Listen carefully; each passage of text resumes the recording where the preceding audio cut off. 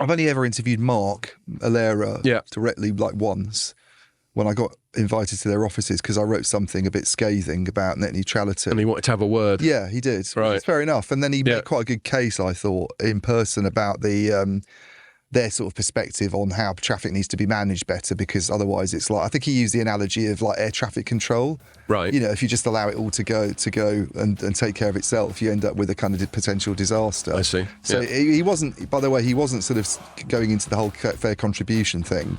He was just talking about, we need to think about ways to manage this stuff more efficiently.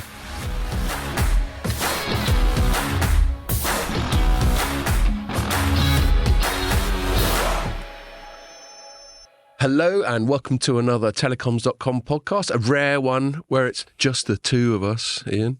Yeah. Make it if you try. Yeah. That was actually the song we played when I got married, like our first dance. Ah. It's just the two of us. Who sang that originally? Bill Withers. Right, yeah. Should have known that. So I don't think my wife will thank me for now using it to serenade you, Ian. You know what's a bad song to play at a wedding like that? I still haven't found what I'm looking for. Or if there's a song where the title is "You'll Have to Do" or something like that. But yes, no musical mistakes at my wedding on that one, thankfully. So yes, just two of us, and the next one we're going to do is going to be from Paris, from Network X. Might as well give Network X a shout out now, lest I forget.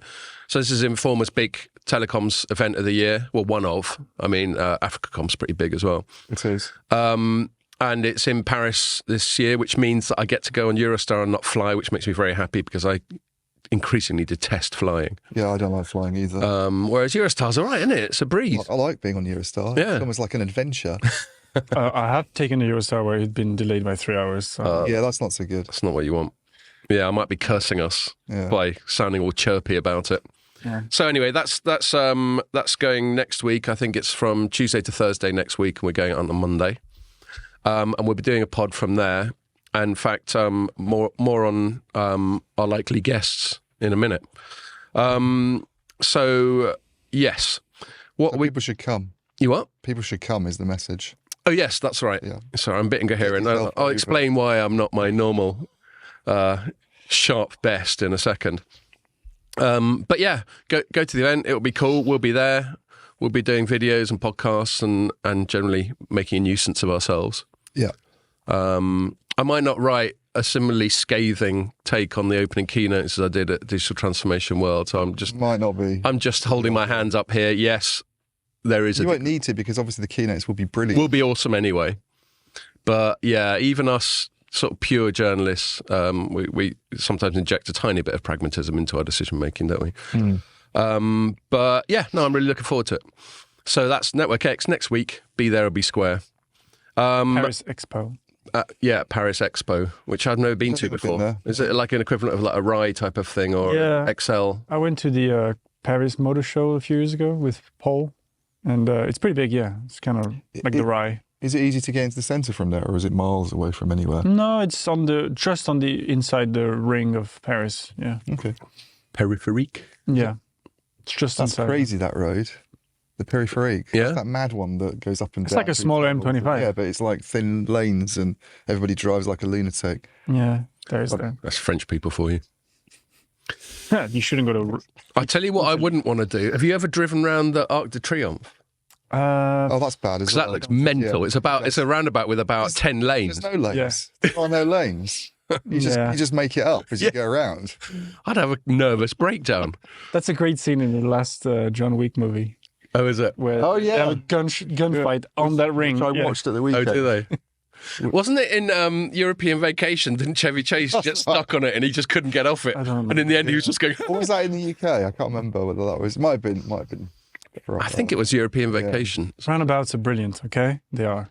Well, we certainly like them here. If you go to Milton but Keynes, you make them flat here, so nobody respects them. They just drive across them. Well, we have to make a little wall. You need to put a tree in the middle. Yeah, we do have varying roundabouts. But like in the city, there's like just a flat. Yeah. So but everyone sometimes they go like against traffic. It's crazy. No, I agree. I'm guilty of just going over them when they're just a bump. So yes, that was a weird tangent. So I think that's your plug, Network X. Go to Network X, enjoy the roundabouts. It's Roundabout Expo, Roundabout and Traffic Annoyance World Congress. Yeah, there probably is something like that. okay, Okay, there will be. yeah.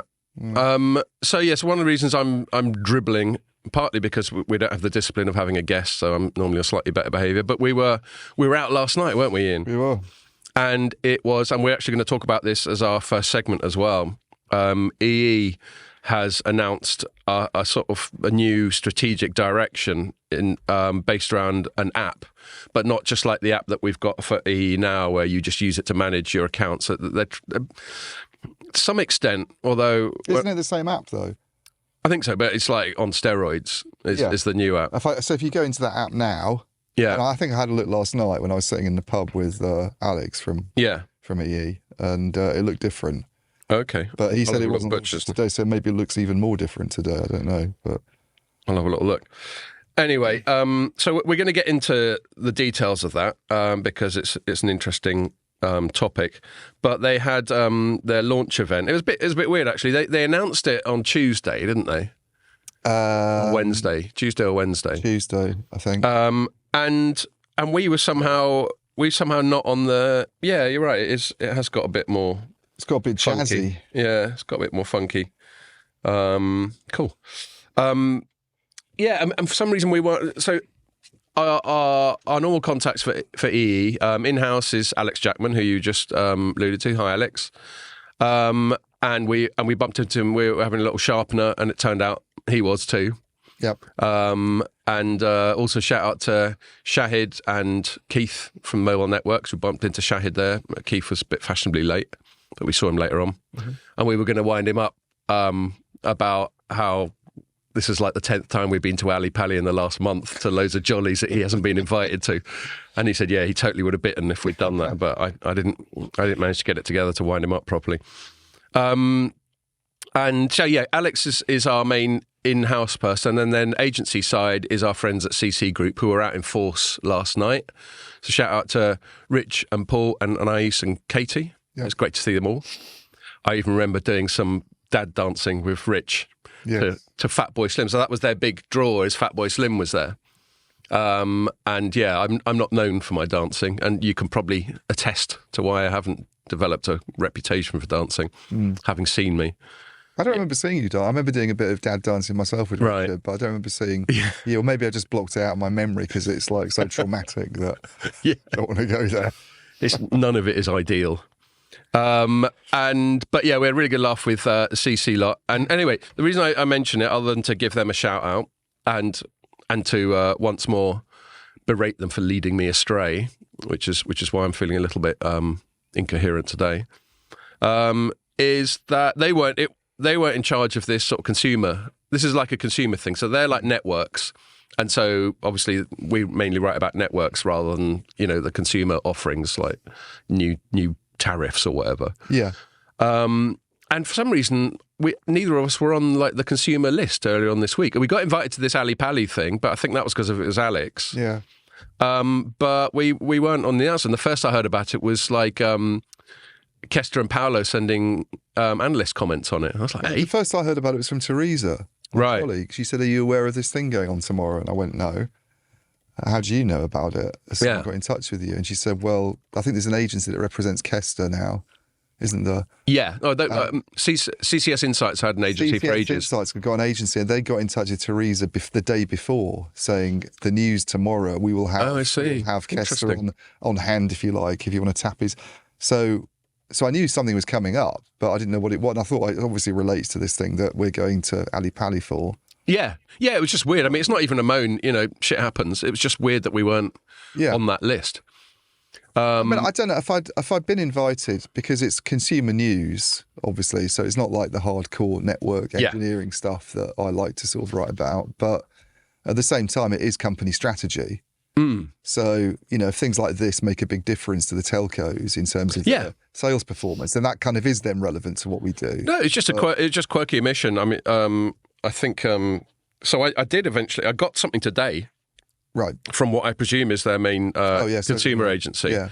talking about last night's event. And talking about Fatboy Slim and The big picture of him. yeah, so they had their big sort of what they hope would be sort of front page worthy type of thing was they had a massive screen held up by two cranes just outside Ali Pali, sort of as you look, Ali Pali's up on a hill and overlooking London to the south, and they projected Fatboy Slim, Norman Cook, onto that. Sound as good, Norman Cook, does it? I can see why he didn't want to use that. Do you know what I mean? Norman's not a very pop star name. But it was quite funny, wasn't it? I mean, they were unlucky because we had to go outside to go. We were all sort of herded outside, and unfortunately it started raining, but they did put on brollies, to be fair. Yeah. And then you, me, and Chris Donkin from Mobile World Live, we were like, we don't fancy standing in the rain. So we went in, and there was Norman Cook on the stage, and it was just us and him. It was quite bizarre, really, to go inside, and there's like this 60-year-old bloke bopping around Slim. on his own in an empty room. And it's a funny thing, so I should call him Fatboy Slim, not Norman Cook. It's a funny thing that when that kind of music, where you're sort of a DJ, you're not actually playing any instruments, they sort of have to ham up the DJing a bit, don't they? Do. And sort of gyrate around and make out they're doing some scratching or something like that. Apparently at festival, there's whole pre-recorded stuff. Right. That way, there's no live performance at all. There's no mistakes. I've always wondered what they're actually doing, these guys, when they're sort of twiddling knobs and at a party, they are actually looking at the vibe of the room and they change stuff. Yeah, right. But when it's a festival, you're there to see them. Right. They're like, you're gonna party to this and they pretend to. Yeah, it's kind of weird. Because then it's foul proof. There's no technical. Although I seem to remember that we were speculating that while it's a weird job to have to do to sort of gyrate behind a mixing desk, he probably got some decent wedge for it. So he probably enjoyed himself, I suspect. I'd take that gig. Yeah. He probably worked on the set for like a day. Yeah. 2 weeks ago. Yeah. Well, I mean, a lot of it was just like, I mean, I actually listened to, I think, his best known album, which is Choice? No, before that. You've Come a Long Way, something like that. Come a long, long way together. Through the hard times. I've forgotten what the name of the thing is. Praise you. Yeah, that's the track on it. Yeah, that's the one I know. Anyway, and I listened to that on the way down to Ali Pali on the train. And it's good stuff. Yeah, it's quite good. It gets a little bit repetitive. But all that music does. Yeah. So that was good fun. And then after, they went to a pub in Archway. Yeah, I missed that bit. Yeah. And you sensibly thought you'd bail, and I sensibly didn't. And so I got home at 2 a.m. So you stayed for quite a long time at the pub? Yeah, till at least 1, I think. Glad I didn't come in because I wouldn't have got home. I'd have had to get an Uber as well. Yeah. And it probably have ended up costing me more because it's London or something than your one to hitch in. Yeah, indeed. So yeah, but it was a top night, and we're going to chat about that as a segment. I should just talk about the other things that we're going to talk about before we get back into that. So actually, the bigger news of the week, with all due respect to EE, was the quarterlies from Ericsson and Nokia, which were broadly shite. And there were a couple of extra bits of news. One that's a little bit older, but I don't think we've spoken about on the pod, which is Ericsson writing down half the value of its Vonage acquisition. And then the recent bit of news by Nokia is they're like, yeah, things are looking so moody that we're going to get rid of 9,000 to 14,000 people over the next few years. Yeah. So that's all a bit gloomy, but it's, we got to chat about it, innit? Yeah. And then I might just finish off with a little look at some recent developments in the perennial US trying to stop China being good at technology thing. Do you know how many jobs AT&T's cut this year so far? 10,000. Wow. Nobody notices anymore because they just cut so many every year that people have just lost interest. Quiet. It's just every quarter there's another little 4,000 in the last quarter. Wow. And you keep a track of all that, don't you? I just wrote something on it this morning. So they're not going to be very happy about the headline, I don't think. It was something about them working to become the first zero-person telco. But it was said it was like a commentary, jokey thing. So yeah, hopefully they appreciate that it's not meant to be taken literally. But they might not appreciate that. But I'll worry about that later. It's not meant to be taken literally. Well, then why'd you put it in a headline? So that's what we're going to do. So let's get back to the EE thing. As usual, I've done lots of rabbiting. Firstly, if you've got any other sort of recollections from last night you want to share, then go for it. But other than that, I'll ask you. Hazy. Yeah, it's a little bit. I know, talking about hazy. Yeah. Hasn't stopped us getting back on the Hazy Janes, though, has it? Yeah. Well, nothing would stop that. Okay, that's fine. So I'll frame the actual news then, which is, it was, I didn't write it up, so I'm having to sort of recall. So our headline was written by Nick Wood, EE dips toe in adjacent markets with snazzy relaunch. Good headline. And it's basically all around them. So they're trying to be more than just a telco. So they're trying to be a sort of app destination for all kinds of stuff. So it's a bit like stuff that certain operators like O2 always did, like these little, I don't know, they had little events and little incentives and little extras. And I think various operators have tried this over the time, but this seems like the EE's like taking it a step further and really doubling down. Is that the same O2 that didn't invite me to their Christmas drinks? Yes. Yes. Um, And so they basically, did you write this up, Ian? No, Teresa did. Right. And her story is very much I think she even described it herself as like a sort of compendium of analyst comments that she got, because she obviously got the input from Kester and Paula, who are all over this kind of thing. Yeah, they regularly. were. That's like their that's right in their wheelhouse, isn't it? Well, actually, I've got some quotes from them that I can read out. So Go on. just framing it, because I'm struggling to frame it, partly because I kind of struggle to work out exactly what the point of it is. Yeah, not in a same bad way. I didn't think it's a bad idea. I was just struggling to distill down what the essence of it is. In fact, I can get onto that because I did chat to some people at EE to get some clarity, so I can pitch some of that in. But yeah, back to our story. So Nick wrote, so once signed up and logged in, so they've got this new app called EEID. Yeah.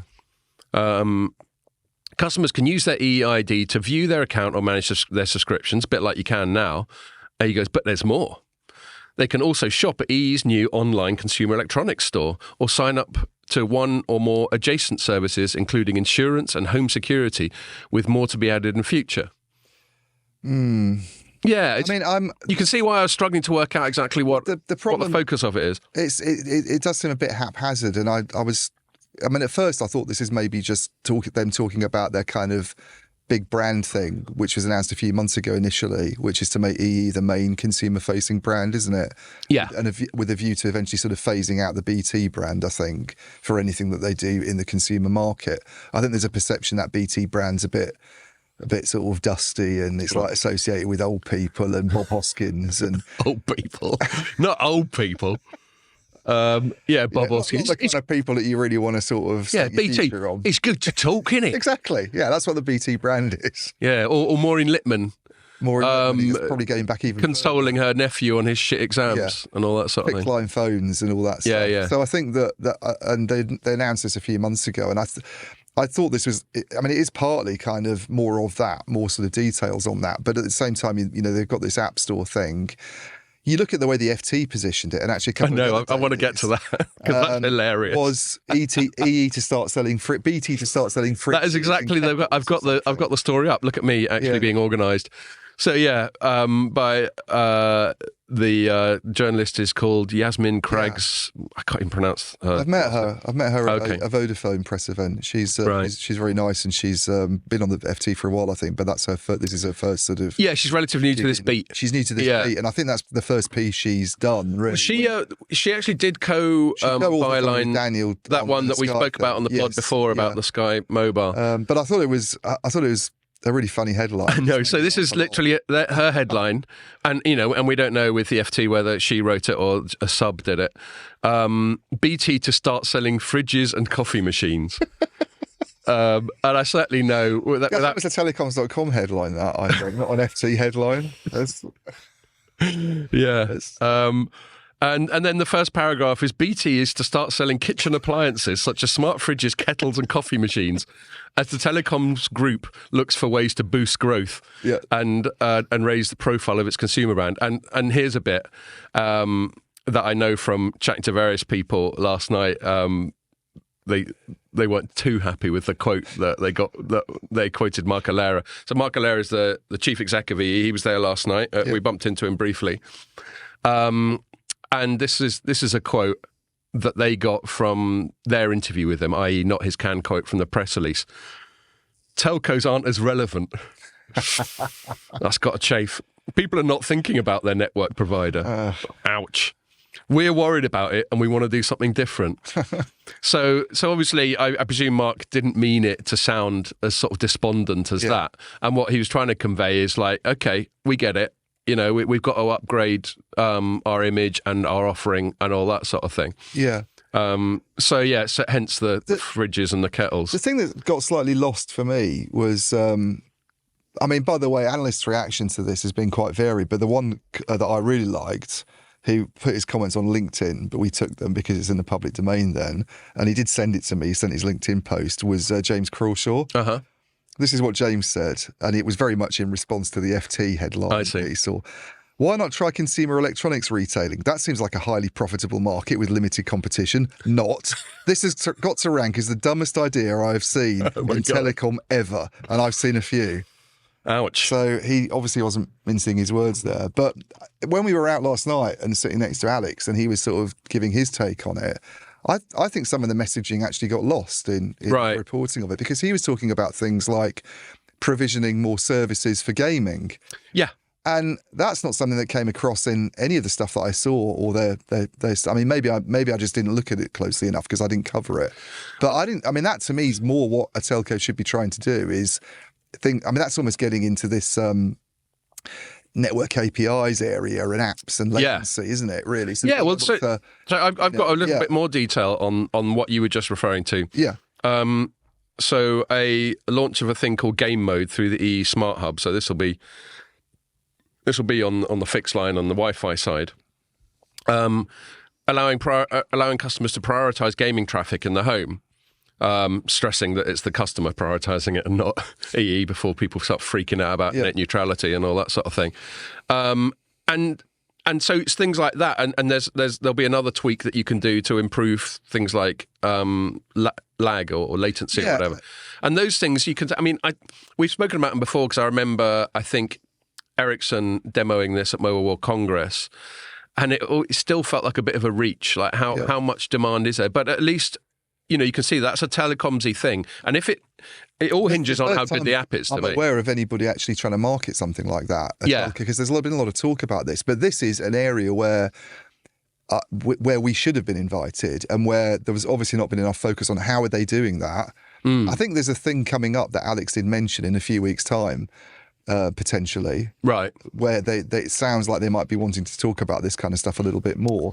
But it gets into areas like fair contribution and net neutrality, like you just mentioned, and potential ways around that without the usual argument, we need more money from the internet service providers. Maybe there's a way of not sort of breaking the rules, whatever those might be, because they're all a bit sort of hard to figure out. It depends on who's interpreting them, I think. By using, what they call it, CDNs and caching content closer to the user and doing this sort of thing, or having some kind of slicing perhaps going on. I don't know how they're doing it. This is the interesting thing. Because this is a network, the mechanics kind of a network story. It is. It's quite. I find that quite. Now, I don't know how much consumers would care. Like you said, I don't know how much consumers actually care about it. Is someone at home who's an average EE consumer going to go, oh yeah, I've got an issue with my latency on the gaming system, I'm going to go and sign up to this, and then we don't care about that so much for a couple of hours. Yeah, and that comes back to your point about how it's communicated. And this is not a dig at EE or even its consumer agency. I'm not particularly butthurt at just having not been on a list for a thing that I probably wouldn't have attended on Tuesday anyway. Yeah. Well, I would have known they were going to talk about that in detail, but it doesn't sound like they did.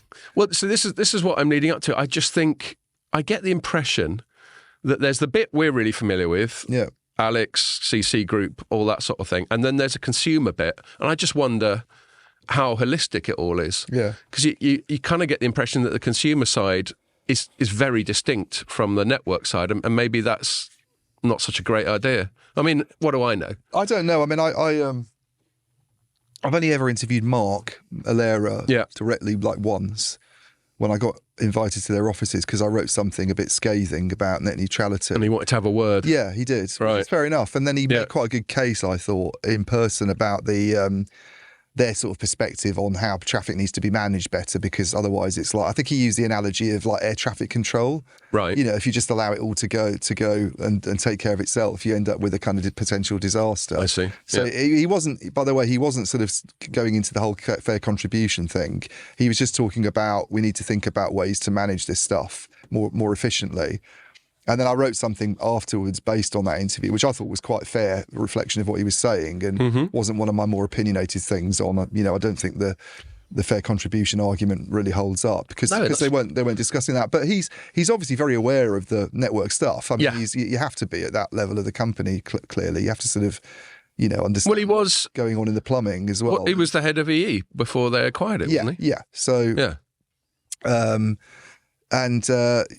so there is obviously a connection there. But like you say, I think these things do get a bit maybe siloed in the way they get presented to the media sometimes. And the connections then don't get drawn with other bits of the business. And you know, whether or not, you know, it wouldn't be like the FT to necessarily write a deliberately mischievous headline, although we have chatted about in the past sometimes that there can be some, what I consider to be rather sort of selective quoting. Yeah. But if we assume they weren't just trying to take the piss, then the message that came over to them was about the fridges and the coffee machines, which is only just a tiny little part of it. I mean, like, you know, more on what I learnt about what this is it's a shift in strategy, and it's all around this app and this EEID. And I will say that I applaud EE for giving it a go. I think there's a rich history of all the way back. Like one of my favourite ones is a thing from about 15 years ago called Vodafone 360. Yeah, that's really going back. That's walled garden days. That's walled garden. So that's them trying to basically push back the tide of what they called like over the top. They weren't even there then, though. This is when the telcos blew it. I think that's the period when the telcos blew the opportunity they had by doing things like that, because there was concern about OTTs, but OTTs then weren't as big as the telcos are. That this is you go back 10, 15 years and look at the size of Google and other companies that were around then that aren't anywhere now, like Yahoo, for instance. Yeah. Google was what? Another one that Verizon fancies buying. Early 2000s, Google, late 90s, early 2000s, and it wasn't making any money for a long time. It was very small, actually, compared with big telcos at the time. So, you look at them now, they've gone on this ridiculous, and Facebook's the same, it's another one. So they kind of blew it, really. But I think the fridges and coffee machine stuff, I understand James's reaction to that, because if that is all this is, and it's obviously sounds like there's more to it, but that maybe needs articulating a bit better. But the idea of them trying to position themselves as kind of an online store where you can buy consumer electronics products as well as connectivity and other typical telco things doesn't sound very sensible to me, because I just don't see how they're ever going to compete against, the big ones, obviously Amazon.com, yeah? I just don't understand why anybody would go to an EE app to look for that sort of stuff when you can get an Amazon Prime subscription for next to nothing, frankly. It's £7 a month at the moment. If you pay it all in one go for a year in advance, it works out something like £7 or £8 a month in this country. And you've got free parcel delivery. It comes the next day. You can get just about anything you want. I just don't get that, really. And you also get other goodies bundled in, obviously, with Amazon, like their TV services and other stuff. So they can say that they can do that in the same way telcos can bundle in connectivity. The bigger worry for an EE is Amazon going and launching a telco operation, an MVNO. So I think when there was speculation about that happening a few months ago, all the telecom stocks went down about 10% that day. Amazon's won't have moved at all with EE's announcement. Well, yeah, so... Again, I can see what they've got in mind, and it all hinges on this app being really responsive, really good user experience. all that sort of thing, which the E app hasn't always been. Yeah. It's not been terrible, but I've at times found it a little bit clunky in the past. Can be. It's got better, I think. So they need to really be having cutting edge app people, which I'm sure they've spent because this is actually quite a big strategic shift. That's how they're positioning it. Do you know the other thing though, as a customer, and you are as well, is if it's today, the launch is today. I've not heard anything about this. There's not marketing. I mean, maybe it's coming, but it seems a bit weird to go into the app and suddenly find that it's different and there's changes. So you mean there hasn't been direct communication with you as a customer? With me as a customer. Yeah, no, that's a good point. About what's going on. So my first awareness of this is going to, as a consumer, other than a journalist, would be me going into EE's app and going, oh, it looks a bit different. Or your first awareness of it is going to be reading in the FT that they're selling fridges. Exactly. Or the Standard and lots of other people, because it was a consumer launch last night. And I did finally get on their consumer distribution list.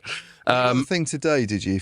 Yeah, that's right. I think I did as well. And the headline of the press release is Fatboy Slim and EE put on the nation's gig.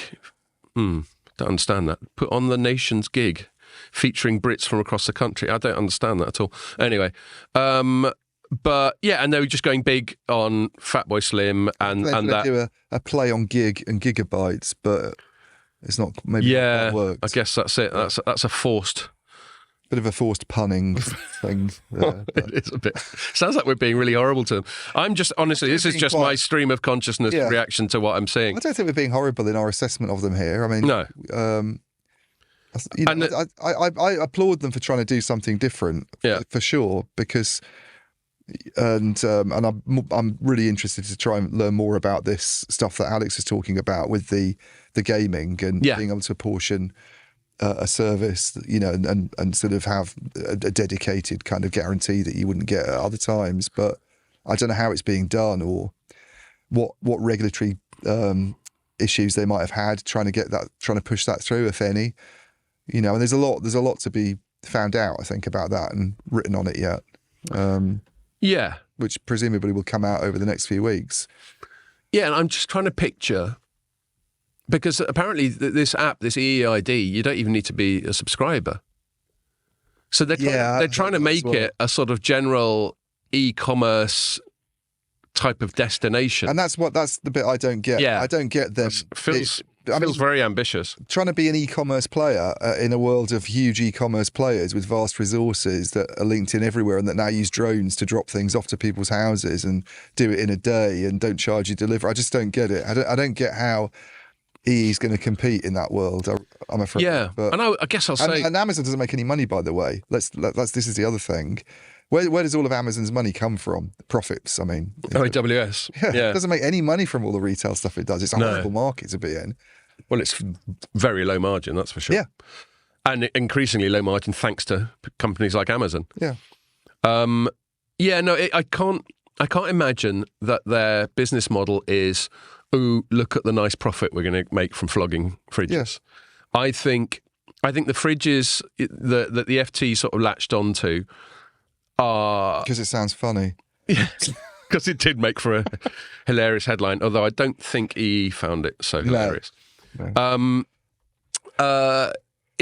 They're a sort of symptom of it they're trying to make this app a destination where you go, and among the things you can do is buy stuff. Yeah. But then you can also, and then you can do normal interactions as a subscriber, like pay your bills or do what I do, which is gifting data and all that sort of thing.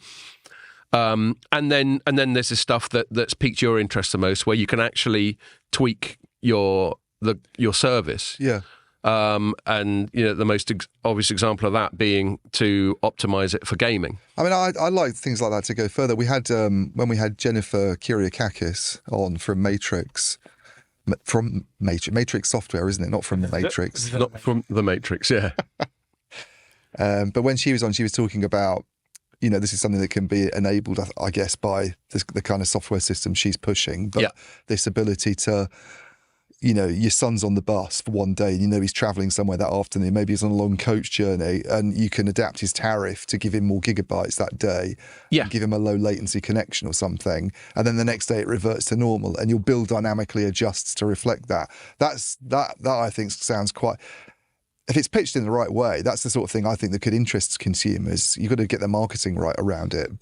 And this sounds like it's getting into that kind of territory. Yeah, and I think there's some other stuff they're doing. Like I was reminded, they got some more sort of standard bundly stuff, like with Apple TV and gaming bundles and all that sort of thing. So I guess, you know, my sort of ultimate takeaway, and then unless you've got anything else to say on it, is I applaud the effort. But I think I'm just going to need to see a little bit more before I can conclude that it's a great idea. Well, we'll see. Obviously, everybody will be looking at the earnings results as well, because you do something like this, and if there's no sort of noticeable change when the next few quarters happen and it's gone live, then same old story, isn't it? Basically. Yeah, and it was originally, you know. I mean, I don't know if anybody asked that question actually in all the coverage. You know, what's your... And they might not have answered it anyway, but you would have thought maybe the FT or one of the business newspapers would have said, "What's your view of what, you know, of how this will change financials for EE? What impact's it going to have on sales? Yeah, you know, what impact's it going to have on margins?" I don't know if those questions were asked, but I didn't see any kind of reference to that in any of the coverage I read. Yeah. I mean, I was just looking, like Paolo's comment in our story, which you will have sent to a lot of journalists, was he said, consumer behavioural patterns have changed and it's about time telcos evolve. This latest revolutionary move represents a radical and fundamental shift in thinking and approach in the way a telco operates. In essence, the new EE aspires to be more a broader tech and services retailer underpinned by connectivity. I mean, that's a big ask, that's isn't very it? positive, but you know, that's it if it works out brilliantly and everybody responds to it really well. But you know, as I say, I think there's a lot that needs to be seen, and I'm very dubious about that. The e-commerce side of it, I just don't really get, to be honest. You know, e-commerce for the telcos would have been a great idea 20 years ago. Yeah, trying to do something like this then would have been a super idea, and they could have maybe, you know, controlled maybe the big players in that market, but unfortunately they're not. And there's only one really big e-commerce company in the world these days, isn't there? Yeah. And they're not easy people to compete with, it doesn't seem like. So here's Mark Allera, one of Mark Allera's canned quotes in our story from Tuesday. With an EEID, customers nationwide will be able to access a wide range of exciting new products, services and experience across new sectors easily and conveniently in one place. We're also evolving the EE brand while at the same time doubling down on great new connected products with the launch of the fastest broadband, best value convergence and exciting new TV services. So there's just lots of stuff that's hard for me to distill into one coherent, this is what EE's about now. Yeah. It seems to be spreading itself a bit thin. And I would have thought to do this successfully is going to be quite expensive in terms of marketing and communication. Yeah, I mean, that's an issue with this, because we've both said we weren't quite sure what it was. Yeah. It's branding, it's some app, it's selling fridges, it's provisioning services in your home. And they talk about like insurance and security. It starts to get then quite confusing. It's like you need to have one clear message about what this is.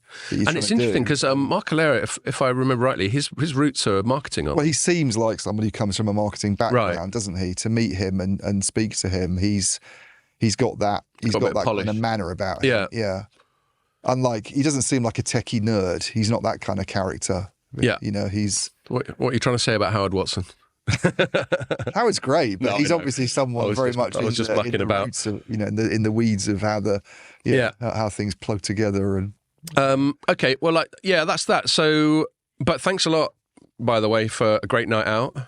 It's far too much champagne flying around. They even got a shout out. Tassinger, I think, was their champagne partner, according to the press release. And it was a good night. It was very generous with all the drinks and the food. I thought it was really good. Yeah. And do you remember that random bloke at the start who was carrying around a bunch of audio equipment on him, and he got me to sort of gurn next to him, and he said, what did he say? He said, "I'm going to splash this all over the internet." And I was like, ugh. Must you? But yeah, it was funny. It was good. It was a fun night out. I could see what they're trying to do, and I watch it with interest. And obviously, if anyone from from EE listens to this and they want to come on the pod sometime, it would have to be next year now, to help us understand it better. But it might be good early next year because it'll have been going for a few months by then. So there'll be more of a sense of how this is all playing out. And I'm just genuinely curious. But yeah, I must admit, I share your skepticism about trying to get into stuff that American big tech is already doing incredibly well. Yeah. This is the problem this is the general problem that telcos have with any diversification initiative these days, and it's actually not just telcos, it's other companies, is how do you do anything against big tech, which sprawls across all sorts of sectors now and has all sorts of offerings that are very hard to compete against with their resources.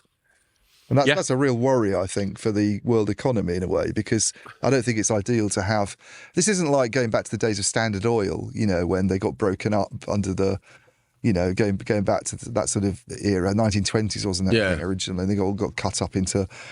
that was one sector there was the energy sector, and there was concern about it being a monopoly. The trouble with the tech companies is that they straddle so many different sectors. That's increasingly so. Yeah.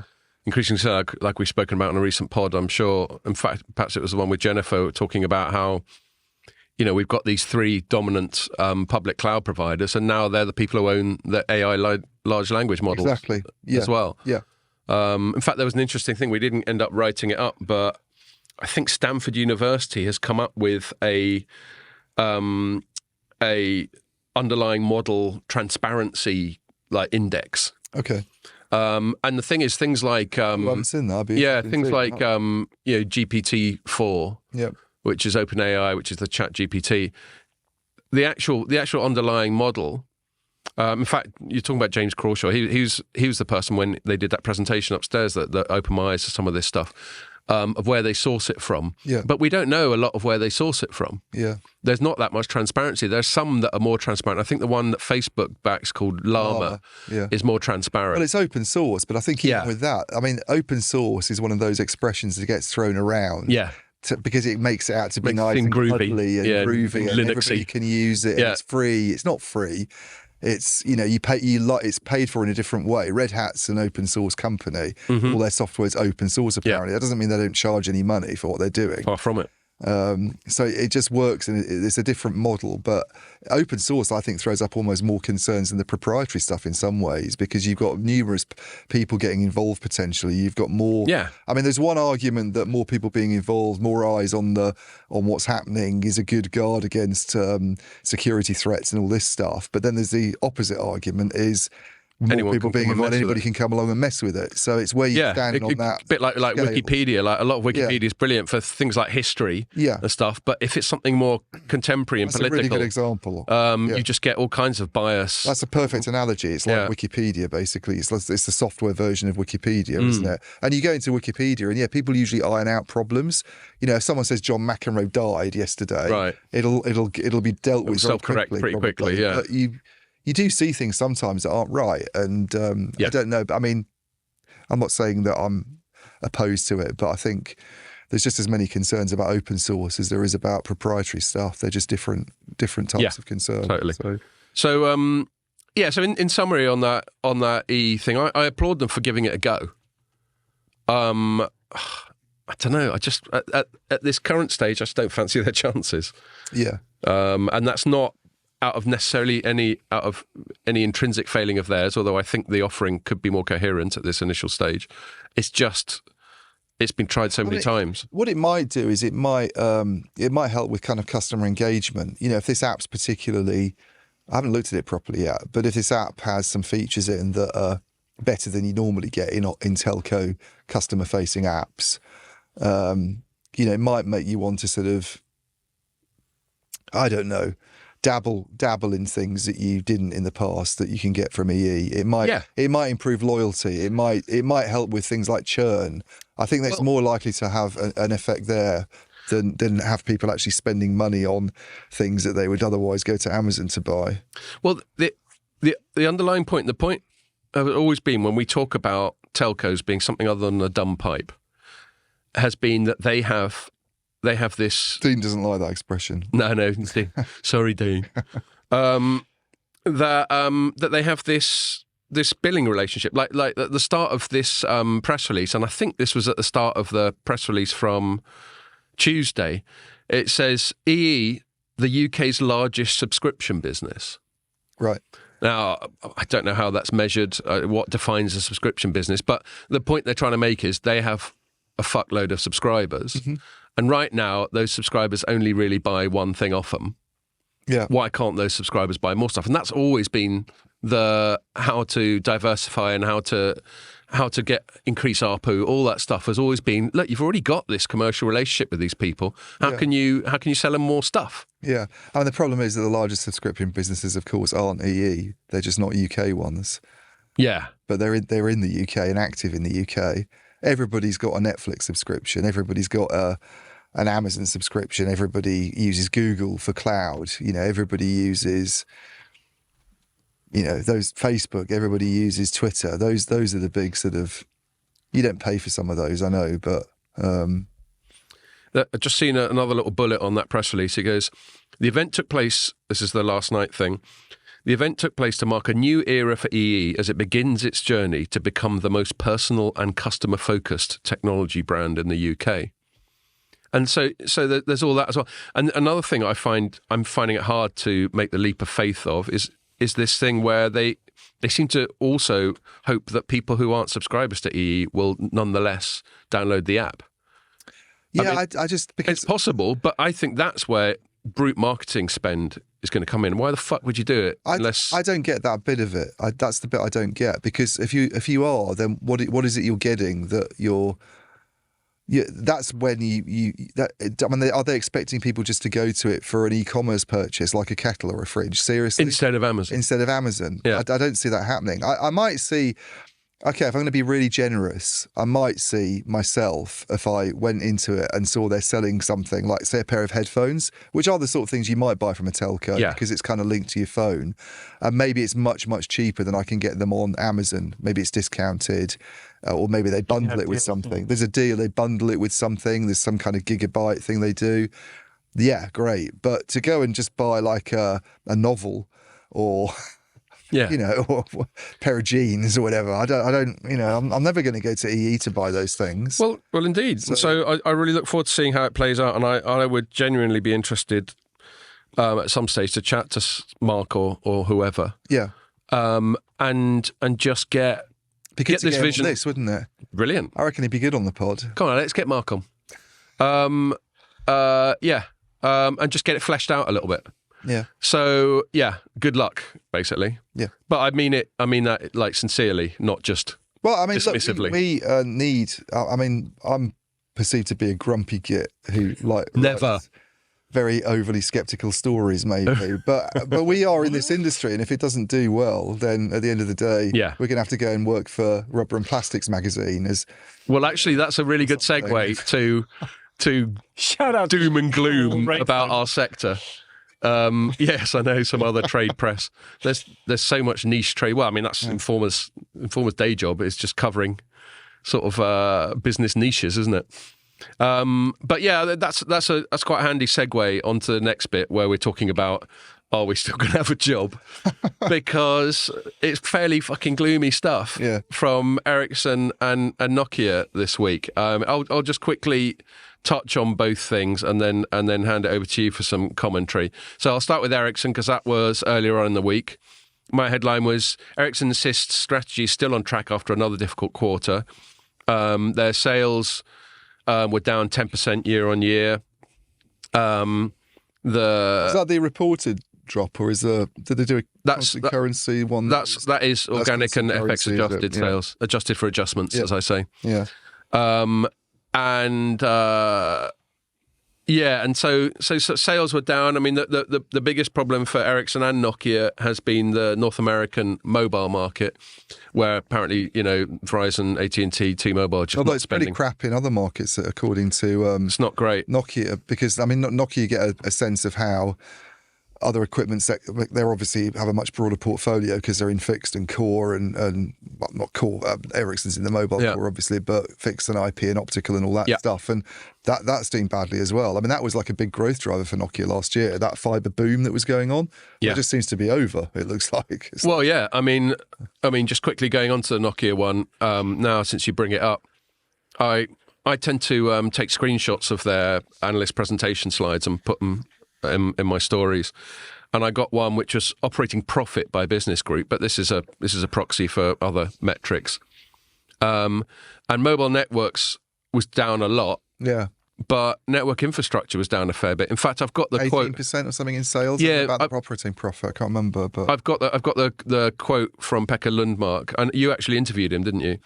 Whereas I got on the call with like 4 other journalists. Oh, okay, right. But I tend to find I ask like most of the questions. I don't ask most of them, but I usually ask 2 or 3, and it's only a 15-minute call. Right. So it's a pushy bastard, aren't you? It's Reuters, Bloomberg, but they're Finland-based. So if you want to do that call, you've got to be up at 6:30. Basically, that's when it starts. Which may resolve the mystery of why I'm not. But I did get the story written by 8:45. Fair play to you, mate. No, that was a good effort.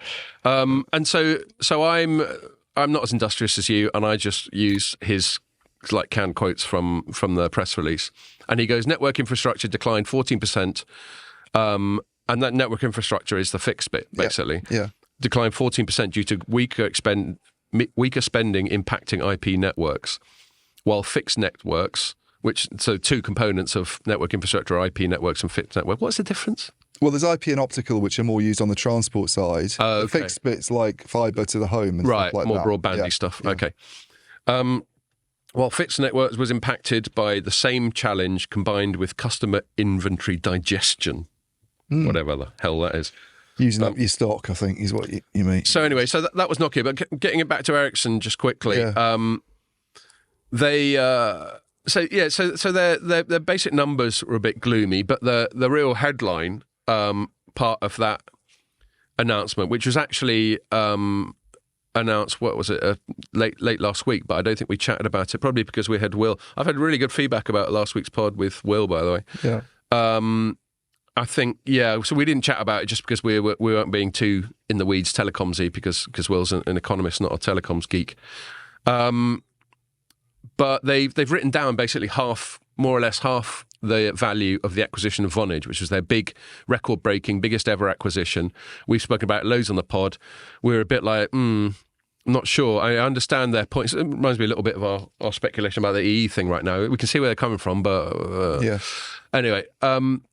And so Vonage was known for, among other things, having all these APIs, application program interface. Is that it?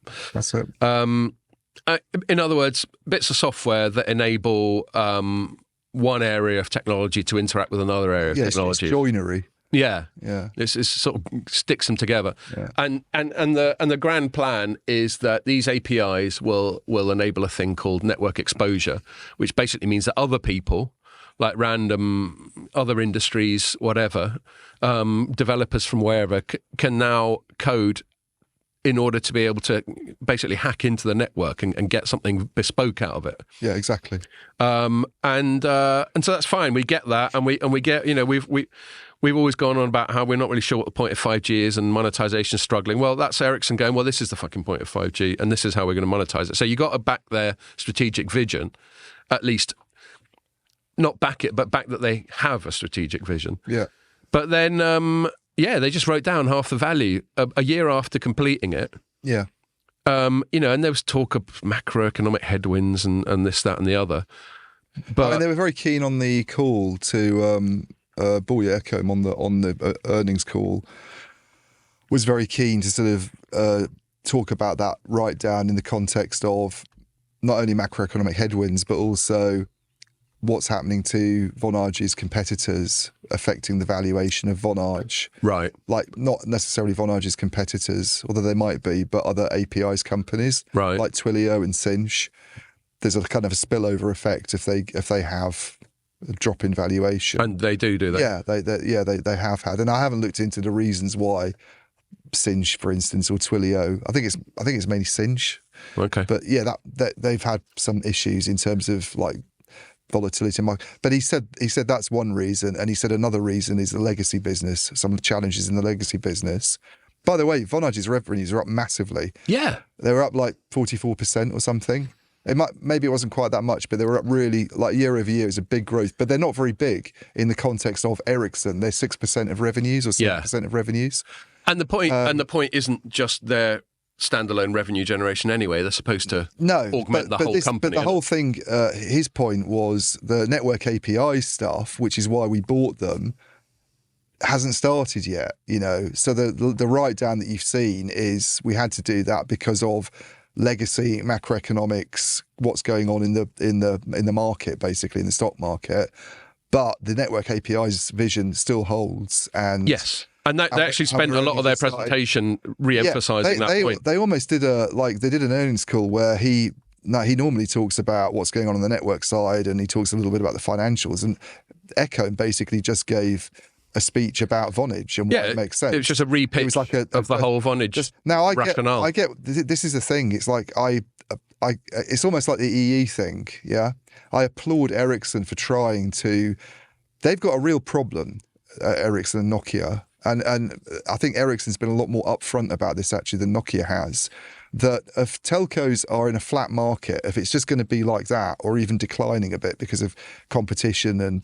I was talking about this with some analysts the other night, actually, that they all travel a lot, these guys, and use phones. I remember back in the days when I was at Analysis Mason going and doing 3G licenses, the phone bills that used to go through to accounts for roaming used to be hundreds, thousands of pounds. And they're all saying we get these deals now, it's like 18 quid a month, and it's nothing in the company bill. So one of my old colleagues, Amit Nagpal, because he does watch the pod, so shout out to Amit. But he sort of went, this is kind of one of the reasons why you see the industry in trouble. This is where I know, and we love it as consumers. Like the EU that I often have a dig at. I mean, from a consumer point of view, they're getting rid of roaming within Europe was fucking awesome, but it's terrible for the operators. But there's no growth really going on. There's no meaningful material growth going on within the telcos themselves. If any of them are doing well, it usually means 2 or 3 percentage points, sales growth in a quarter or something. Yeah. And it's not, and the problem then is if those guys don't make money, they won't spend money. They won't spend money on the stuff that Ericsson makes. The big the boxes that power your networks. All this excitement that we had a few years ago about 5G, they're not going to buy that stuff if they're not making any money out of it. And it's pretty hard to imagine much of a big capex spike around 6G. Totally. And at the moment, what they're seeing is, and it's not just because of macroeconomics and because of interest rates and inflation. I think a lot of it's just driven by the fact that these companies aren't in a growth sector. They're not seeing 5G revenues coming in. No. They're not inclined to spend the money on rollout. And the problem, so that Echo's point has always been, if we want our own revenues to grow, our customers have to do well. We can't be a supplier to an industry that's really struggling. And this whole API's vision is about that. This is all about if developers are prepared to pay for those APIs and leverage those APIs, and that money floods back into the telco coffers, which is the idea.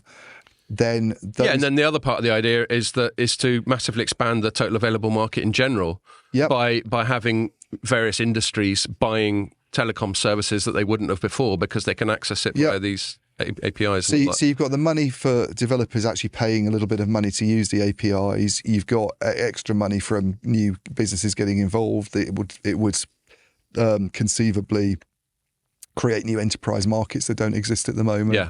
It would conceivably lead to people spending more money on actual just service usage because they need more of it, and then that's all going to that's what you get to drive sales growth. And then the idea is if they're going to spend 15% of their revenues each year on capex, then it's much better for it to be 15% when they're growing sales rather than 15% when they're declining sales. So I get the rationale, but the API's vision I still find very hard to be excited. And it's hard for all the mitigation and for all the worthy restatement of the strategic vision from Boyer Ekholm. I don't, maybe I'm oversimplifying it. Maybe I'm missing some nuance here, but I don't see how writing down half the value of the acquisition is anything other than an admission. Yeah. That at the very least you overpaid. I mean, I had that, you probably had it too. We usually have a quick chat with Frederick Yedling, who's basically the number 2, isn't he, at the company? He's head of networks. So, head of networks, which is the biggest division. Probably regarded as number 2, I guess, but he's head of the biggest division, yeah. And he, in the nicest possible way, Frederick and Jerry, if you're listening, I know she listens. He keeps his card pretty fucking close to his chest on those calls, doesn't he? He does. And I did ask him. I said, and I only have about 10 or 15 minutes with him. And so one question I'd lined up, I was like, so you wrote down the Vonage acquisition by a lot. So does that mean you overpaid for it? Yeah. And he swerved it. He just went, I'm going to refer you back to whatever Boy Ekholm's got to say on the matter. Yeah. And that's fine. I didn't necessarily expect him to go, yeah, you got a point, Scott. Yeah. We really fucking dropped the ball on that one. But they must have overpaid if they're writing down half the value. I don't see how I can conclude anything else. Yeah, I mean, that's pretty much how everybody sees it. That they overpaid. I don't think people have written sort of complimentary things about it, and everybody's quite sceptical still about the rationale for it. Do you know one issue I have with it is... So I did a headline, I think, based around network APIs, because I knew everybody was just going to come in and write something about, I don't know. The write down probably. But the most interesting thing I thought he said on the earnings call was kind of how network APIs is going at the moment. And he went, it's only going to be tens of millions of kroner this year. Tens of millions of kroner is not very much when it's converted to proper money. And I mean, tens of millions of kroner is not very much when it's in dollars, let's be honest, in the context of a $25 billion business. Yeah. And then he said those revenues will only be meaningful by 2025, network APIs revenues. I mean, that's asking investors to be quite patient in terms of... and then the other thing is, so James then chipped in because he saw my story, and I almost did a little bit of a follow-up in a opinion piece I did yesterday. But James Crawshaw chipped in and went, "Hang on a minute." He's been busy this week. I think he keeps an eye on what's going on in the news pretty well. But he said they claim to be ahead at the moment in this game. The Vonage acquisition being one of the reasons that they claim to have a head start. Stolen the march, yeah. I mean, Ekholm was saying this on the call. We realise there's going to be competition. The hyperscalers are in this. Nokia's doing similar things now. Everybody wants one of these CPaaS platforms that developers can come to. CPaaS is communication platform as a service. Yeah. So other people are getting into this business as well. It's not like Ericsson's got a monopoly here. We're ahead of the game, but we don't see meaningful revenues till 2025. Well, the analysts they cite whenever they're putting numbers on this the size of this network APIs market, they see it being worth about 3 billion next year and 20 billion by 2028, which isn't very much in the context of a telco market that makes more than $1 trillion in revenues globally. Right. But why are revenues only tens of millions of kroner this year and not meaningful till 2025? If the analysts they like to cite are saying they're going to be about 3 billion next year, and their proof point was this thing they recently announced with Deutsche Telekom. Yeah, and that's the other thing. So I asked Yedling about that. Right. I said it doesn't make sense in the context of what you said the rationale for the takeover was, because the whole point was you have developed. The problem with developers, the problem with the telco sector is it's fragmented. It's lots of different operators. It's not like you go to Google and you write an application that's going to be linked to something Google does, and you're exposed to this worldwide market of billions of people. Yeah. Same with any of the hyperscalers. You're tapping into a huge... Hence the name. Yeah, hence the name. The telcos, they're all like, how many mobile subscribers does Deutsche Telekom have in Germany? I think it's got about 50 million. Right. So the reason that they need to standardise these APIs, it's no use the telcos exposing their own APIs. Yeah. They need to get together, and they've got this initiative called Kamara, I think it is, which is about... Actually, that was the thing that was announced at Mobile Congress. Yeah, so the idea of Kamara is to make sure that the APIs that expose these network functions are standardised. They're the same across the industry, and they're not telco specific. Yeah? And then what Vonage does Vonage kind of sort of sucks those up into its platform, and then developers come and they know when they go to the Vonage platform They've got they're access to coding everything. for the whole Yeah. market of 8 billion That's people. the utopia. That's the dream, isn't it? What the Deutsche Telekom thing was, to me, was a one-off telco deal. You know, Yes. if you're a bank and your developers are thinking, we want to do this really whizzy banking app which shows us where customers are. Well, you know, it shows us when customers are in another country, and that's important for things like fraud prevention. By going to Deutsche Telekom's app, it's presumably only Deutsche Telekom's customers that it will be relevant for. It's DT's new platform called Magenta Business API portal. And Yedling's answer to that was a good one, I thought. He said, well, we have to start somewhere. Yeah. But he almost implied that the vision really is to have Ericsson's Vonage platform as the thing that you go, you know, and it applies to numerous telcos. It's not just this, you go to Deutsche Telekom and it's powered by Vonage. If you're a developer and you want to play with telcos, then Vonage is your intermediary. And then it's got much more chance of success. And I get that. I get that vision. You know, I can buy into that. I mean, the big problem for me, I think, really is there's lots of moving parts that have to. This is one of the troubles with these kinds of acquisitions. You know, it's not like buying Nvidia and going, the reason we're buying Nvidia is because everybody wants their chips. Mm-hmm. Any idiot in the world, even if you don't understand AI or semiconductors, can get that. You know that they are Whereas very if you successful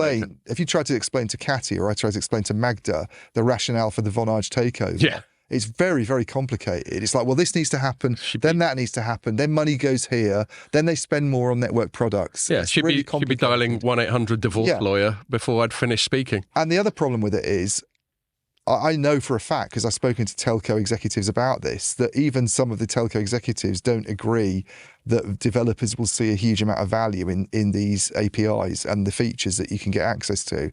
I mean, you look at the sort of things they're talking about, it's quality of service. Well, wasn't 5G supposed to be better quality of service anyway? Why do you need to tap into a core network feature to get better quality of service? Well, and that's where you got the direct overlap with that gaming thing on the EE. Yeah. That's one of the things. But it always raises a question. Well, hang on a minute. Isn't that what we were getting anyway? Yeah. Was it shit before? Yeah. What was it? Is 5G not very good then? Do we need something else? Do we to be able to make it good? You know. And then the other features tend to be things to do with location. Well, it's not exactly a generative AI style breakthrough, is it? It's okay, it's interesting. Yeah, you can pinpoint location a little bit more accurately than you can with GPS, and it might be useful in a warehouse environment, say. And I can see, I get it, but it's not. Wasn't one that we came up with on the pod that seemed to resonate slightly with you with drones as a service? Yeah, that wasn't so much an APIs thing. Well, but in terms of. Or is it a network slicing thing? But I mean, that's where sometimes the API and network slicing, I'm not sure where they overlap. I mean, the reason I'm quite interested by drones as a service is because I could just see it being a new market where people are paying for drones essentially to. But you can see where, like, Amazon's just announced that they're going to start doing drone deliveries in the UK, and you can see how there is a whole new market of. Connectivity and air traffic control and all that sort of stuff. Yeah. It's a new market for sending things around, and someone's going to pay for them to. I kind of quite like it if they started smashing into each other in the sky, as long as it wasn't above Haven't me. they announced this before? It just hasn't happened. Like, there's no way. No, but Amazon's already doing it in some states in the US, and they said it's coming to the UK. The main problem they've had here is flight. Yeah, I guess so. And they've now got, I think we might have spoke in passing to Alex about this last night, that they've now got permission from the regulator to open up some flight paths where drones can travel for deliveries. No, I know, but like from a practical point of view, it's only doable if you live like in the countryside and you have a huge garden around your house, I guess. Well, no, not. You think they're going to land and avoid the cables and land in front of your house? It's a good question. I don't know what the technology involved is. That is exactly where 5G comes into it. That's an exact use case for 5G. So you talk to someone like Maria Cuevas, who I met at the R&D Centre in Ed Astral Park. If you look at what they can do with drones in formation, in terms of making them move like with millimetric precision, like and adapt fireworks and stuff. Yeah. They could easily avoid cables and stuff, because they'll have all kinds of sensors and shit all over them. Yeah, but I mean, you're right to be skeptical, but it could just be that you and I don't understand quite how clever these things are. and that it is viable for it to even work in London. It puts the average postie and the guy riding his little motorbike around out of business, doesn't it? Just a bit. Yeah. Well, there's lots of obsolescence coming up. So that's the Ericsson one. So there was that gloominess, and then a couple of days later we had Nokia's. So this was yesterday, wasn't it? Yeah. God, it's only yesterday. Yeah. I know. Because a lot has happened since. Well, yesterday was a long day, wasn't it? And their numbers were a bit rubbish as well. They were, in fact, their sales were down 15% on constant currency. Yeah. And their operating margin was down 200 basis points. So that's 2 percentage points. I think their sales are down worse in reported than constant. I think it's like a fifth in reported. Right. Yeah. Okay. 20%. Yeah. And so that was all bad, and they broke it out both by region and by business group. Yeah. And they're basically suffering from a lot of similar stuff to Ericsson, obviously on the mobile side, which is that North America's tanking, and this quarter India didn't do enough to offset it. So last quarter there was India, even though presumably the margins are smaller in India than they are in North America. Well, there was still a nice lot of sales going on there to Reliance Jio and all that jazz and Bharti Airtel. I mean, that was one of my questions that he sort of answered at length. Pekka Lundmark, who's the CEO, he said the Indian market's really slowing down now. Yeah, it almost sounded like the way he was talking about it, like it's over. We've had our fun. The party's over. It's gone so fast. Those guys have tried to roll out 5G so quickly that you now have quite extensive mid-band coverage in like urban communities across India. They've all gone on this massive spending spree. And that was great because that offset this downturn that they'd seen in North America, for the first couple of quarters of this year. I mean, if they hadn't had that, imagine how bad it would have been. If India had not got round, because India fucks around a lot, let's be honest, with auctioning spectrum and doing things. And if they hadn't done it now, while this horrible downturn's going on in North America and no one's spending any money and they're just running down inventory they've already built, we'd probably be looking at what they've announced 9,000 to 14,000 job cuts. Ericsson's on a program of 8,500. Well, that's what I'm just leading up to the job cut bit. Ericsson's on 8,500 cuts, isn't it? They're doing. So was that a recent announcement? That was 2 or 3 months ago. Ericsson's cutting 8,500. The last quarterlies, okay. Well, I don't know if it's the last quarterlies, but that's in the last few months. In the last few months, yeah. And they've been cutting for a while anyway. They've been growing. They cut heavily when Boy Ecom joined. And then they grew again. And then they bought things like Katrine, which is an antenna company in Germany. They bought Vonage, obviously, and now they're cutting 8,500. Right. And so I mean, I'll just quickly finish off on their numbers before we get onto the job cuts. Looking at their decline, North America's down 40% year on year for Nokia. Yeah. And that's everything. Yeah. So that's all their business groups. So that's by far the biggest one, but Europe's down a bit. But the biggest one for them is North America, and then their biggest decline by business group. This is operating profit. For some reason, they do revenues by geography and operating profit by business group. It's mobile networks were down quite a lot, but network infrastructure wasn't great, and even technologies, which is like their intellectual property licensing thing, was down a bit. Yeah.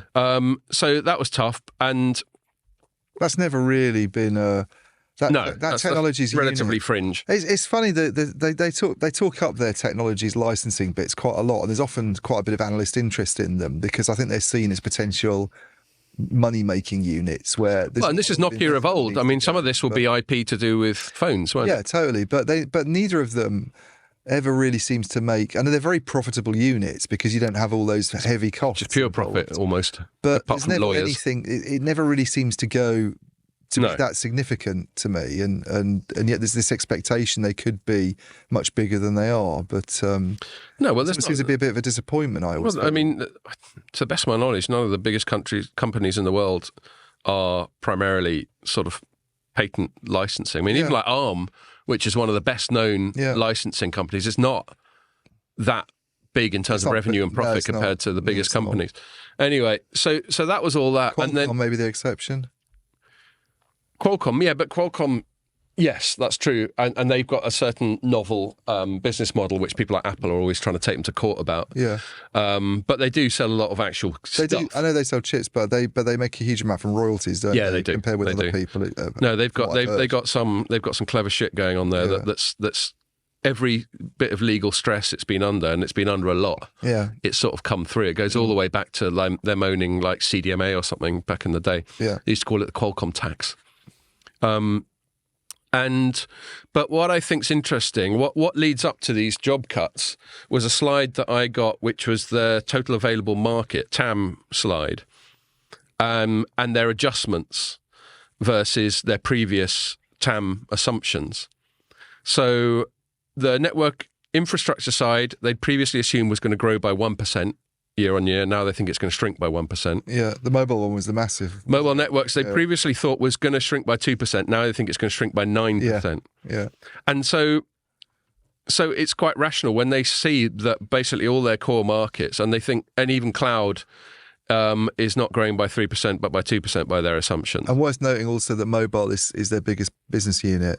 They're obviously not as dependent on it as Ericsson is, but it's still about 50% of revenues, I think. Yeah. It's the biggest unit, and then I think it's network infrastructure. Yeah. And then cloud's not particularly big. No. And so, and then even that's not, even they've even downgraded that. Yeah. So this is back to the macro headwinds, and that was my headline for this story was Nokia echoes Ericsson's macro gloom and plans to cut up to 14,000 jobs. So these job cuts, which was like the headline figure, it's basically them going, look, man, we just can't see things picking up. Yeah. So, I mean, it's actually rational to cut jobs, and actually their share price, I'm pretty sure that's why their share price didn't suffer more, because investors quite like cutting overheads, don't they? Yeah. Well, their share price is down 6% yesterday. Yeah, on the week. Yeah. But it was only down about 3% on their earnings. The previous 3% was them dragged down by Ericsson. Yeah. But I'm pretty sure yesterday, the day it came out, on the day it finished 6% down by the end Right. of the day. Well, when the Helsinki closed, my was 6% recollection was down. 3%, but maybe I wrote it while it was still Yeah, I mean, fluctuating. because I looked again this morning, Okay, and I think it's like a 6% change. let's do a quick Google finance. It's about the same that AT&T's went up. Right. AT&T's share price went up 6%, and I think Nokia's went down 6%. Why did it go up? Because they beat AT&T beat expectations on Okay. things like I didn't write that story, but they beat expectations on things like customer additions, and they've raised their cash flow target, I think. And there's just, I think, a feeling that John Stankey, who's the CEO, is doing quite a good job on cost management. I mean, they keep cutting. That was my story today, but they keep cutting jobs, And Yeah. I don't understand this. I've just gone into Google Finance, typed in Nokia. yeah, Oh, now it's come up. Before it was just giving me Nvidia and stuff. It was really weird. I thought I'd typed something wrong. Maybe I did. Anyway, so yeah, for the week, yeah, no, you're right. It probably did go down a bit more after I wrote that. For the week, they're now down 10%. I mean, they opened. I think what happened is they opened about 5% down, then it recovered a bit. That's probably when I was writing my thing. Maybe the CEO commentary cheered people up a bit. I don't know why, but he's pretty honest. And then it's gone down again basically later in the day. I think is what happened. Oh, he did his investor call. I never get on. I always get on the Ericsson investor call because it's like first thing in the morning, and then I can get writing. Yeah. Whereas the Nokia, they don't do those till like 2 in the afternoon. Right. And I've already got on the call with the CEO by then anyway, so I never really bother with the Nokia one, but maybe I should because you get the analyst questions. Although usually it's something so they can tweak a sell, isn't it? Tell us this so we can change this formula in the spreadsheet. Yeah, they're not actually asking qualitative questions. Questions a lot of the time. So long and short of it, so cutting up to 14,000 jobs by the end of 2026. Yeah. And the range is between 9 and 14,000. Yeah.